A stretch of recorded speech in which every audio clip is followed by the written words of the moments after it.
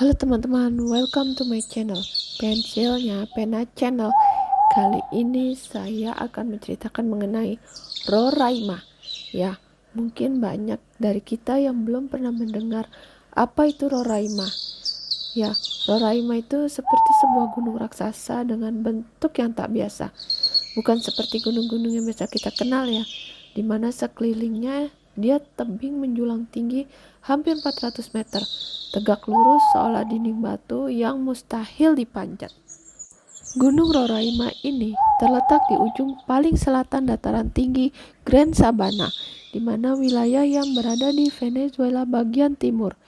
Yang membuatnya istimewa itu adalah letaknya yang berada di titik perbatasan tiga negara sekaligus, yaitu Venezuela, Brasil, dan Guyana.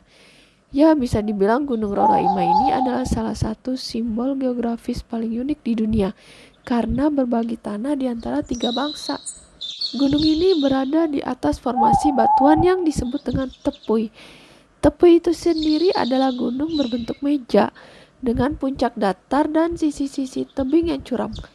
Kata tepuy berasal dari bahasa suku Pemon yang berarti artinya adalah rumah para dewa. Dan memang dari kejauhan gunung ini terlihat seperti sebuah benteng raksasa yang menjulang dari hutan hujan, seolah memisahkan dunia manusia dengan dunia para dewa. Roraima itu sendiri memiliki ketinggian sekitar 2.810 meter di atas permukaan laut dan luas puncaknya mencapai 31 km persegi. Coba teman-teman bayangkan ya, sebuah dataran luas di ketinggian seluas sebuah kota kecil yang terisolasi dari daratan di sekitarnya. Dan untuk mencapai puncaknya, ini hampir sangat mustahil karena dinding batu setinggi hampir 400 meter mengelilingi gunung ini, membuat siapapun yang ingin naik hanya bisa melewati satu jalur alami di sisi Venezuela. Itulah sebabnya mengapa Roraima ini adalah bagaikan pulau terapung, sebuah dunia di atas langit yang terpisah dari bumi di bawahnya. Cuaca di Roraima juga berbeda dengan daratan di sekitarnya. Hujan hampir turun setiap hari. Kabut tebal menyelimuti puncak di mana hampir terjadi sepanjang waktu. Dan dari puncak itulah lahir berbagai sungai kecil yang kemudian mengalir menjadi anak sungai besar di Amazon. Bahkan beberapa peneliti menyebut Roraima ini sebagai menara air karena menjadi salah satu sumber utama bagi sistem sungai terbesar di dunia.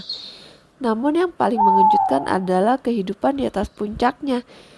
Karena terisolasi selama jutaan tahun, maka ekosistem di sana berkembang dengan cara yang sangat berbeda. Kita bisa menemukan tumbuhan karnivora seperti Helianthropus nutans yang memakan serangga dengan cara menjebaknya di dalam kantong air. Mungkin teman-teman sudah pernah melihat di National Geographic ya. Ada juga katak mini berukuran hanya beberapa milimeter yang hanya hidup di Roraima, tidak ditemukan di tempat lain. Bahkan beberapa spesies serangga, tumbuhan lumut, dan burung juga yang ada di Roraima dianggap sebagai endemik.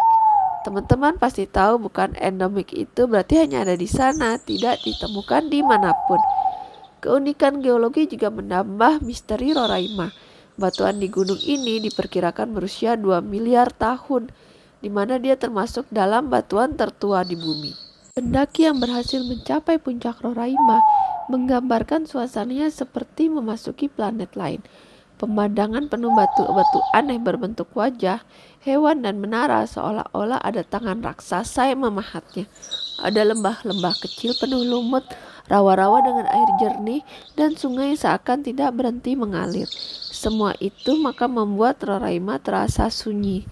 Bukan bagian dari bumi yang kita kenal saat ini, melainkan seperti sebuah dunia lain yang terisolasi. Maka tidak heran jika banyak orang yang menyebut Roraima ini sebagai pulau yang terjebak di langit.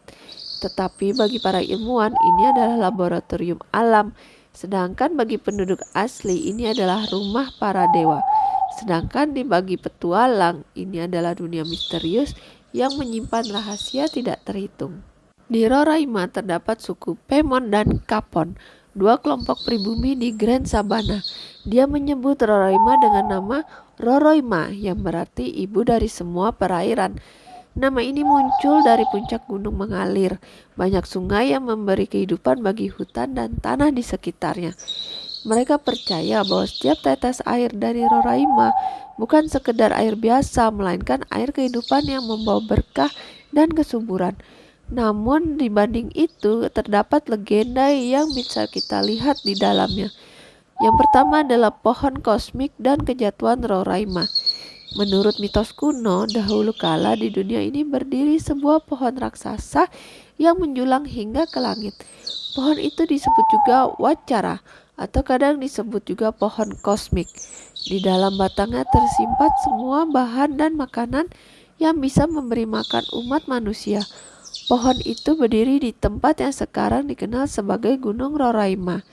Namun cerita berlanjut bahwa suatu hari seorang tokoh legendaris bernama Makunaima, pahlawan besar dalam mitologi Pemon, dia memutuskan untuk menebang pohon kosmik itu. Dengan tapak kapak yang sakti, ia menebang batang raksasa tersebut. Saat pohon tumbang, semua buah dan benih yang ada di dalamnya tersebar ke seluruh dunia, menciptakan tumbuhan yang kita kenal sekarang. Tetapi dari batang pohon yang rubuh itulah muncul tebing batu raksasa yang menjulang.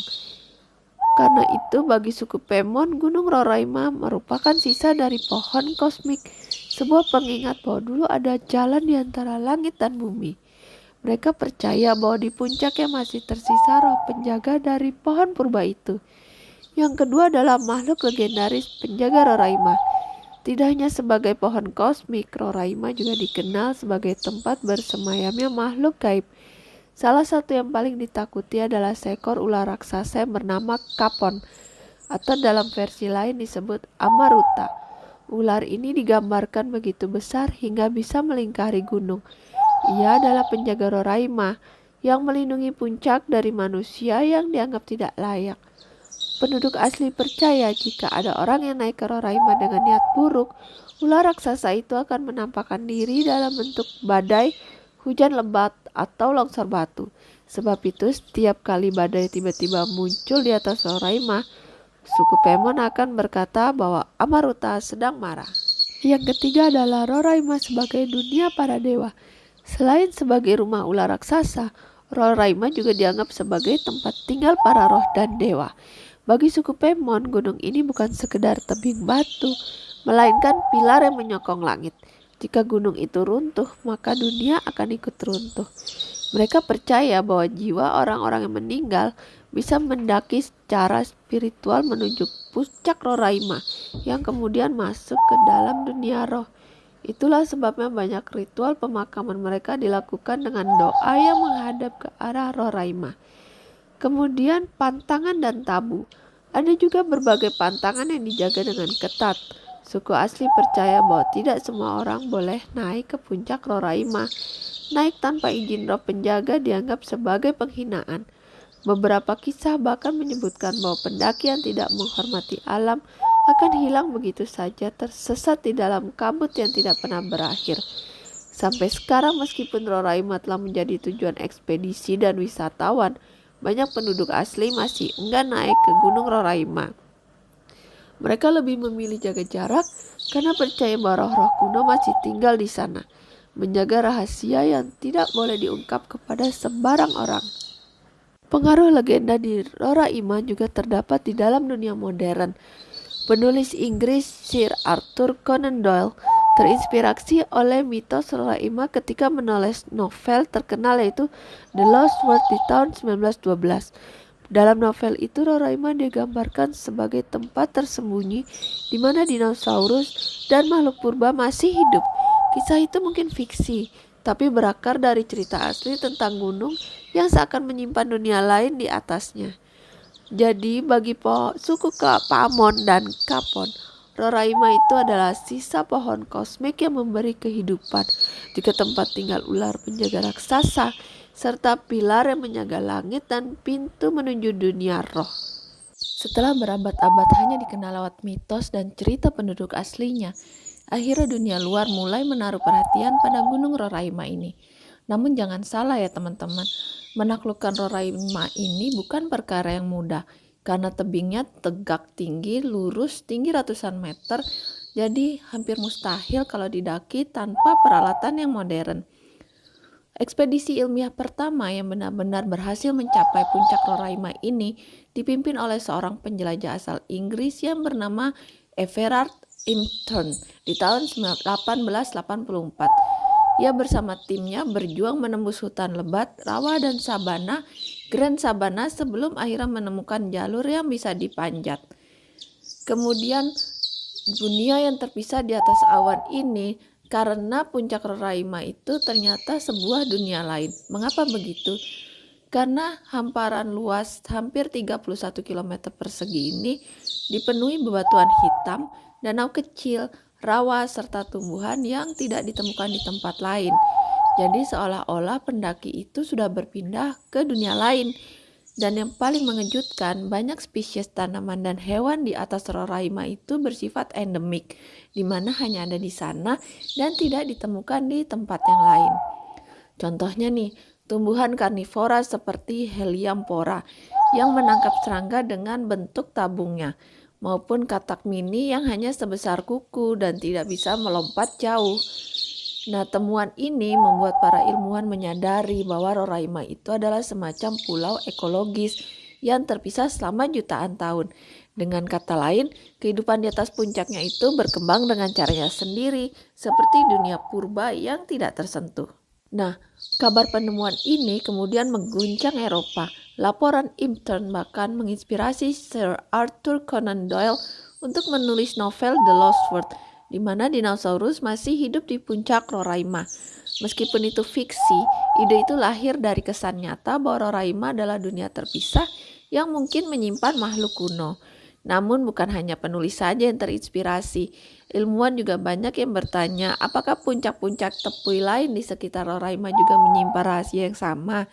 Atau bisakah spesies purba yang sudah punah di bawah masih bertahan di Roraima? Atau mungkin ada kehidupan yang benar-benar asing bagi manusia. Selain flora dan fauna yang unik, para pendaki juga sering melaporkan fenomena aneh di atas Roraima, seperti kabut tebal hampir selalu menyelimuti puncaknya. Kadang-kadang cahaya aneh terlihat berkilau di antara kabut, seperti lampu yang bergerak-gerak. Beberapa ilmuwan menduga ini adalah fenomena optik akibat kelembapan tinggi dan cahaya matahari. Namun bagi banyak orang, cahaya misterius itu menambah kesan bahwa Roraima memang menyimpan sesuatu yang tidak terjelaskan. Pendaki juga melaporkan adanya batu-batu berbentuk aneh di atas puncak. Ada yang menyerupai wajah, hewan, hingga patung raksasa. Nah, apakah itu hanya hasil erosi alam atau memang ada tangan misterius ya? Di sana juga ada kondisi beberapa ekspedisi yang diwarnai kisah-kisah orang hilang. Seperti beberapa penjelajah dilaporkan tidak pernah kembali setelah mencoba menjelajahi Roraima. Ada yang menduga mereka tersesat di jurang tersembunyi, namun penduduk lokal percaya mereka ditelan oleh roh penjaga gunung. Kasus hilang orang ini bahkan terus berulang hingga saat ini. Tidak sedikit turis amatir yang dilaporkan menghilang di jalur menuju Roraima. Hingga kini Roraima juga menjadi lokasi penelitian. Para geolog ingin mempelajari struktur unik tebingnya yang berasal dari batu pasir berusia 2 miliar tahun, di mana termasuk salah satu formasi batuan tertua di bumi. Bahkan ada yang menyebut Roraima sebagai Galapagos di atas langit, karena keragaman hayatinya yang unik dan terisolasi. Namun meskipun ilmu pengetahuan sudah banyak menjelaskan, tetap saja misteri yang mengelilingi Roraima belum hilang. Seperti mengapa cahaya aneh kadang muncul di puncak sana, mengapa begitu banyak orang merasa diawasi ketika berada di Roraima, dan mengapa legenda suku asli begitu selaras dengan rasa aneh yang dirasakan ilmuwan maupun pendaki. Nah, itulah mengapa Roraima dianggap sebagai sebuah misteri. Banyak pendaki melaporkan melihat cahaya-cahaya di sekitar Roraima. Kadang cahaya itu tampak seperti kilatan biru, kadang seperti bola api yang melayang pelan di udara. Fenomena ini sering terjadi di malam hari, muncul di balik kabut, lalu menghilang begitu saja. Ilmuwan mencoba menjelaskan hal ini dengan teori plasma alami, mirip dengan cahaya Hesdalen di Norwegia. Ada yang berpendapat ini adalah interaksi listrik statis yang dihasilkan oleh kelembapan tinggi, batuan kuarsa, dan medan magnet di sekitar Roraima. Namun penjelasan itu belum sepenuhnya memuaskan. Banyak bagi para penduduk asli yang menganggap cahaya itu sebagai roh penjaga yang menampakkan diri atau bahkan tanda dari para dewa yang sedang memperhatikan. Sementara bagi peneliti UFO, cahaya di Roraima adalah bukti aktivitas makhluk luar angkasa. Beberapa bahkan menganggap gunung ini sebagai landasan pendaratan alien. Di puncak Roraima, batu-batu besar seringkali memiliki bentuk yang mengejutkan. Ada yang menyerupai hewan, wajah manusia, hingga struktur mirip bangunan. Salah satu yang terkenal adalah batu besar yang menyerupai penyu raksasa yang dijuluki sebagai La Tortuga. Banyak yang menganggap ini hanya erosi alam ya. Namun teori alternatif menyebutkan bagaimana jika formasi itu adalah artefak kuno dari peradaban yang sudah hilang, seperti misteri Atlantis. Beberapa penulis percaya bahwa Roraima mungkin menyimpan sisa peradaban purba yang teknologinya sudah hilang dari bumi. Banyak pendaki juga melaporkan bahwa mereka merasa bingung arah begitu masuk ke dalam Roraima. Kompas kadang berputar tidak menentu. Ada yang merasa waktu berjalan lebih lambat ataupun bahkan lebih cepat ketika berada di dalam kabut tersebut. Nah, apakah ini hanya efek psikologis akibat lingkungan ekstrim ya? Atau mungkin Roraima benar-benar memiliki semacam anomali magnetik atau gravitasi yang mempengaruhi kesadaran manusia? Teori yang lebih berani bahkan menyebutkan bahwa kabut di Roraima adalah portal antar dimensi. Ya, jadi gunung ini bukan sekedar tebing batu, melainkan pintu gerbang ke dunia paralel yang tidak bisa dijangkau dengan cara biasa. Sejumlah peneliti juga berpendapat bahwa Roraima mungkin adalah sisa dunia purba yang terisolasi.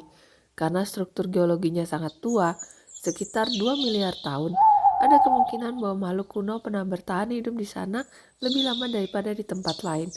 Ada rumor bahwa ekspedisi tertentu pernah menemukan fosil aneh di puncak Roraima. Namun informasi itu tidak pernah dipublikasikan secara resmi ya. Teori ini membuat orang bertanya-tanya, apakah mungkin benar ada makhluk prasejarah atau bahkan dinosaurus mini yang masih hidup di sana ya, tersembunyikan oleh kabut. Tapi belum ada bukti nyata ya. Dan ini ide tetap hidup karena diperkuat oleh legenda setempat dan karya sastra seperti The Lost World.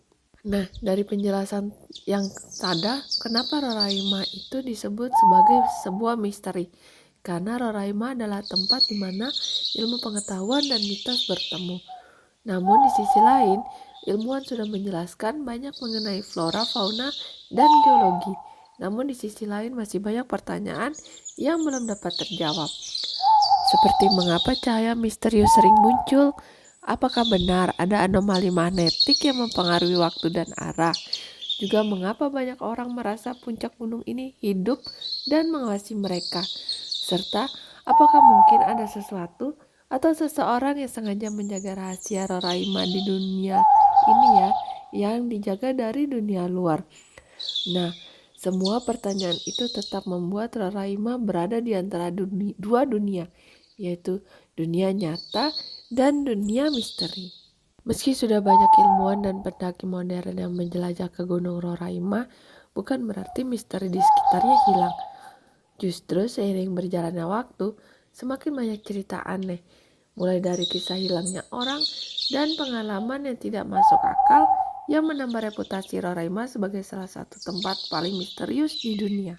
Salah satu kisah terkenal datang dari seorang pendaki asal Brazil di tahun 1990-an. Ia bersama kelompoknya berhasil mencapai puncak. Tetapi ketika mereka turun, salah satu anggotanya hilang. Pencarian dilakukan berhari-hari, bahkan dengan bantuan helikopter. Namun tubuhnya tidak pernah ditemukan. Dan yang lebih aneh, para anggota lain bersumpah bahwa ia hanya menghilang dalam kabut, seperti seolah ditelan oleh udara. Ada juga kisah turis Eropa yang hilang tahun 2000-an. Ia terakhir terlihat sedang memotret kabut tebal di tepian puncak. Beberapa kemudian, ia lenyap. Tidak ada jejak, tidak ada teriakan, seakan-akan ditarik ke dimensi lain. Beberapa saksi juga melaporkan pengalaman aneh tentang perubahan persepsi waktu. Ada pendaki yang merasa baru berjalan beberapa jam, padahal kenyataannya sudah berhari-hari. Dan sebaliknya ada yang sudah merasa berminggu-minggu di atas sana, tetapi ketika turun baru 2 hari saja. Fenomena ini membuat sebagian orang percaya bahwa Roraima memiliki semacam anomali temporal, yaitu semacam celah dalam struktur waktu. Bagi penduduk lokal, itu hanyalah tanda bahwa roh penjaga sedang memainkan manusia. Namun bagi teori alternatif, ini adalah indikasi adanya portal ke dimensi atau realita lain. Beberapa fotografer juga bahkan melaporkan bahwa hasil jepretan mereka di puncak Roraima ini sering gagal tersimpan, seolah ada gangguan energi yang merusak peralatan elektronik. Hal ini mengingatkan pada laporan dari lokasi misterius lain seperti segitiga Bermuda dan cahaya Hessdalen. Pendaki juga banyak yang menemukan jejak aneh di atas puncak. Jejak itu terlalu besar untuk manusia, namun tidak cocok dengan hewan apapun yang dikenal di kawasan tersebut. Kadang ada jejak mirip cakar, dan kadang ada jejak tapak kaki raksasa. Ya, beberapa percaya ini adalah formasi alami di tanah basah. Namun jika mengingat legenda ular raksasa dan roh penjaga, sulit untuk tidak mengkaitkannya dengan mitos kuno. Meskipun Roraima sekarang menjadi tujuan wisata, banyak penduduk asli tetap menganggapnya sebagai sesuatu yang tabu. Mereka sering memperingatkan turis agar tidak mengambil batu, tanaman, atau bahkan air dari puncak. Dan konon, siapa yang melanggar pantangan tersebut dipercaya akan mendapat kesialan, sakit, atau bahkan hilang secara misterius. Contoh, ada kisah tertentu seorang turis yang membawa pulang batu kecil dari puncak Roraima sebagai souvenir. Tak lama kemudian, ia dilaporkan mengalami serangkaian musibah aneh, hingga ia mengirimkan kembali batu itu ke Venezuela, dan setelah itu konon masalahnya menghilang.